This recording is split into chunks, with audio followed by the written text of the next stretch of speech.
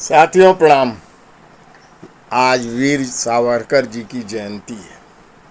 उस पे कुछ पोस्ट हो जाने पे लोगों की बहुत सी प्रतिक्रिया आ रही है, तमाम बातें कही जा रही है। एक्चुअली है क्या, कांग्रेसी भाई क्या नहीं समझ पा रहे हैं, क्योंकि सूचना क्रांति हो चुकी है।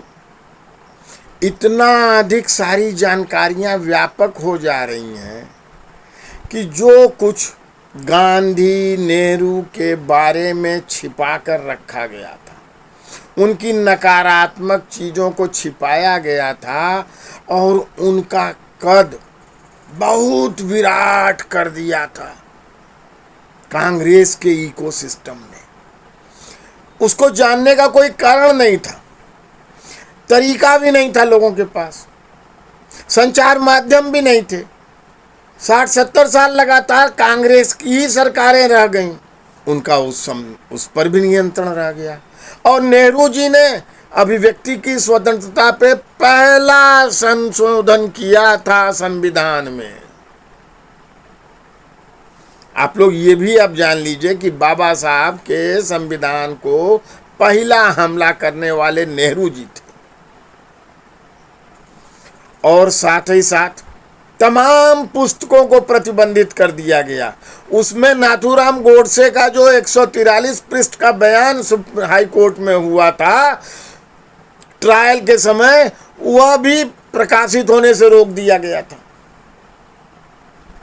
जो भी विरोधी विचार, मजरू सुल्तानपुरी को जेल भेज दिया था नेहरू जी ने। उन्होंने कविता पाठ कर दिया था नेहरू जी की खिल्ली उड़ाते हुए। 49 की घटना बता रहा हूं। तो परिणाम स्वरूप आम जनमानस भारत का भिज्ञ नहीं हो पा रहा था इन लोगों की सच्चाई के बारे में। और ये लोग निंदा किया करते थे वीर सावरकर, संघ, गोडसे, ये वो जो भी विरोधी विचारधारा है उसकी। और यही जनमानस में चल रहा था। कांग्रेसियों को यही घुट्टी पी लिया था कांग्रेसियों ने। अब सब कुछ खुल रहा है।